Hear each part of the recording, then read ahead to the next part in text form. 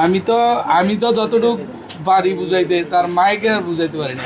মা তো মাই, মা যতই ইয়া হোক, সেই বলে যে আমার এই ছেলের মতন আর ছেলে হবে না। যখন হারাই যায় তখন কিন্তু সবাই এই কথাটাই বলে। তো তার কথা কিন্তু বারবার মনে পড়ে। তার এক জামা কাপড়গুলো এখনো রেখে দিছে, যে আমি যদি যে কদিন বেঁচে আছি এই জামা কাপড়গুলো থাকবে। এক্সেপ্ট পাঞ্জাবি বানাইছিলাম, আমি পাঞ্জাবিটা পরে গেছিলাম, দেখছো ইয়া কালারের সেই পাঞ্জাবিটা আমি ওরে নিয়ে আমি প্রথম বলছে আপু আমরা 3 ভাই, বাবা একরকম, 2 ছেলে আর আমি, বাবা একরকম পাঞ্জাবি পরবো। এই পাঞ্জাবিটা পরে ঈদের দিনে আইসা অনেকবার ছবি উঠে দিয়েছে। আমি আপু ছবি উঠান গুনার কাজ, এটা উঠায় না।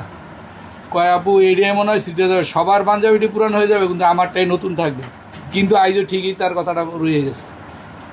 পাঞ্জাবিটা কিন্তু ঠিক ওইভাবেই একদিন পরছে, ওটা আয়রন করে সুন্দর করে রেখে দিছে। কয় সবার পাঞ্জাবি পুরান হয়ে যাবে, আমারটা পুরান হবে না।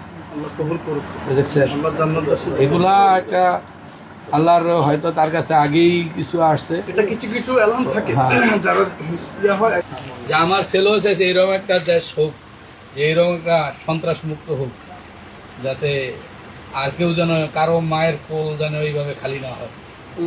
হয়তো আমরা 22 বছর বাঁচছি,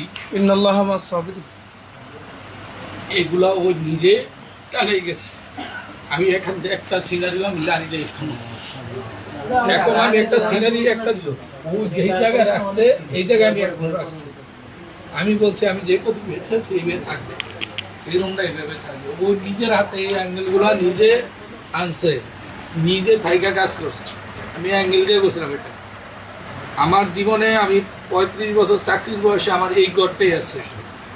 আমার সম্ভব হিসেবে কোনো অর্থ মানে এমন আছে না যে 10 লাখ টাকা ক্যাশ আছে বা 5 লাখ টাকা ক্যাশ আছে, এই ক্যাশটা নেই।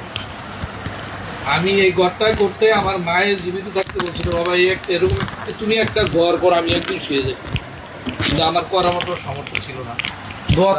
মায় মারা যাওয়ার পরে আমি এই ঘরটা করতে আমি পারছি, করছে। আমি এত কষ্ট করে আমি একটা কাউন্টারে জব করে আর কয় টাকা পেতাম ওই হিসাবে। তারপর আল্লাহ আমাকে সৎভাবে রাইতে আসছি, এটি আলহামদুলিল্লাহ।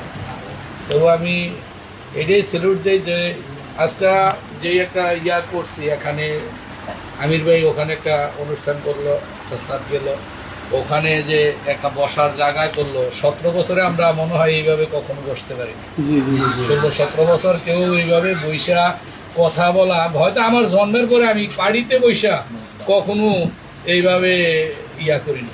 বিশেষ করে কোনো নেতার এত কাছাকাছি করিনি, এত কাছাকাছি বিশেষ করে কোনো নেতাও আসেনি।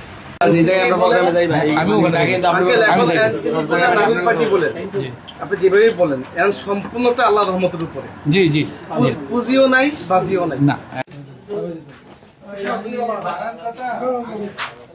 আমার ছেলে থাকতে ইয়া করছিলাম, লাস্টের পরে এখন আছে 14 দিন টাকা দিচ্ছি। আমি আমার ছেলের নামে আমি ইয়া করছি, আমার নামে, আমার ছেলের নামে। ছেলে তো নিয়ে যাবে না, এইটা শুধু বারান্দাটা।